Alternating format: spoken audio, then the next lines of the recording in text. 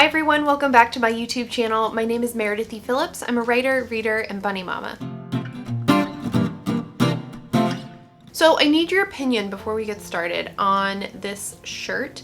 I bought it a couple years ago and I really liked it. It was really comfortable. I liked the pattern. I thought it looked kind of fancy without being like over the top. And I wore it the first day and I came out to like the living room and my husband looked at me and he goes, "Your shirt looked like Victorian wallpaper." I was like, all right. So anyway, let me know if it looks like Victorian wallpaper to you. But then I was like self-conscious about it. Anyway, I still like it. So today I am going to be announcing specifically what my NaNoWRIMO project for 2020 is going to be. I'm not going to get into like too much detail, but I wanted to let you know sort of the general gist of the idea, where I got the idea from, some of the really interesting things I've found in the research I've been doing for it. So let's get into it. So officially, in case it was unclear in previous videos, but I am making my goal for NaNoWRIMO to be writing the full 50,000 words. I've done this 4 years in the past. I don't know why I wouldn't be able to do it again this year, barring any kind of extreme circumstances. So I am aiming for 50,000 words. In past years, I feel like I've kind of ranged in terms of how quickly or how slowly I've been able to do the words and like my general experience. At the end of the month, I've ended up with at least 50,000 words. There was one year where, I was like working on the final day to get those last words to get to 50,000. And then last year was the fastest I've ever drafted in my life. I don't know what was going on, but I got the 50,000 words. I hit that on November 19th, which was fast for me. Like I tend to write relatively quickly, but that was really quick. I don't know how it's gonna go for me this year, but I almost don't want it to be quite that fast, but we'll see. We'll see how it goes. In the description below, I am going to link to my NaNoWRIMO profile, so if you want to add me as a buddy, I am happy to add you and we can kind of keep tabs on how we're doing over on the Nano site. I do update my word count over there once Nano gets started. I like updating it every day. I love the graph. I like numbers.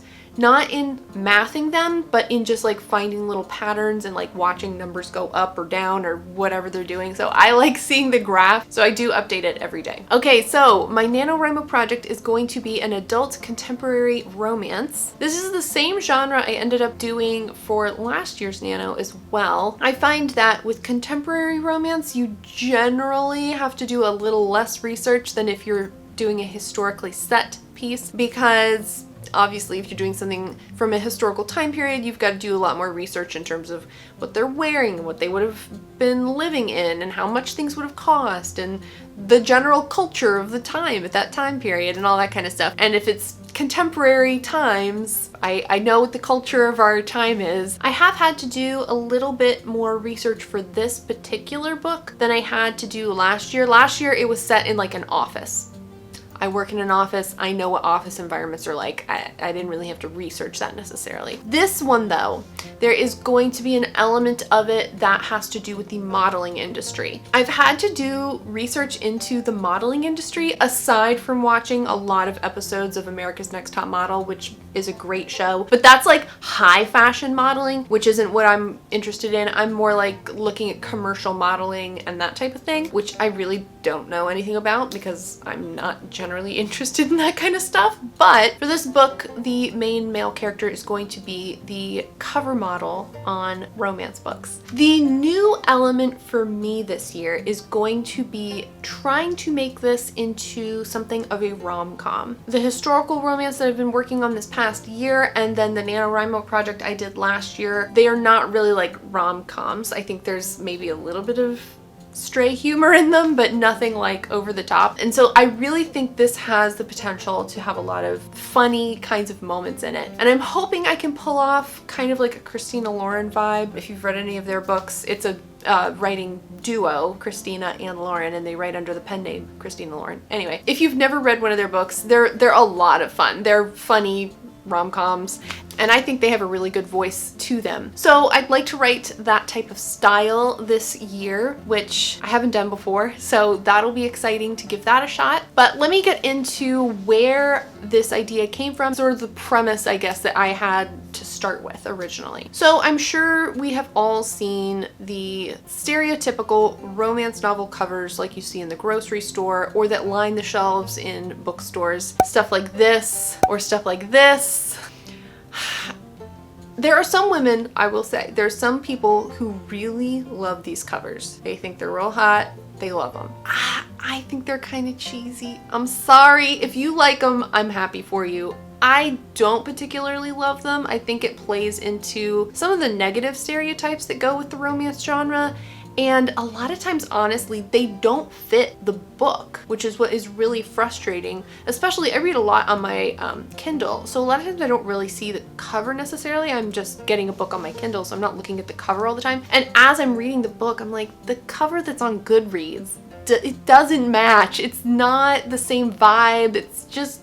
It just seems off somehow. So they're not really my favorite, but they are everywhere. So one day I was looking at some of these covers and I got to wondering about the people who pose for the covers and wondering how awkward does it have to be to do that? I mean, I know if you're modeling, you're a professional in that industry, and so I guess you'd be used to being in awkward positions and doing weird stuff to get the shot. But I know for me, like, I would never be able to do any of those things. And so I got curious about, like, what is it like to be a model on one of these covers? So I started just Googling, like, romance cover model things, and I found a lot of really cool stuff. There's some really interesting interviews with some cover models who have been doing it for a long time, and they primarily do book cover modeling. And just hearing them talk about like the behind the scenes process of creating these covers was really interesting. I thought, what if there was a romance novel about the romance novel cover models? So that's what the idea is. That's the bare bone premise that I've started with. So one of the things that always intrigues me about different industries, specifically photography, cinematography for films, I love knowing all the behind the scenes stuff. Part of what has fascinated me about movies from a young age is the production of the whole thing. How did they get that shot? How did they get the building to look like that? How did they do that kind of explosion or that special? Like, I love knowing all that behind the scenes stuff. So the idea of creating a novel that utilizes all that sort of behind the scenes knowledge is really exciting for me. The other thing that I was continually thinking about as I was reading about the industry and as I was reading about how these shoots come together and how the models are prepped and how they get ready for it and all that kind of stuff, I can't help thinking about like, oh my gosh, like, what if it was me having to do that? And I mean, never.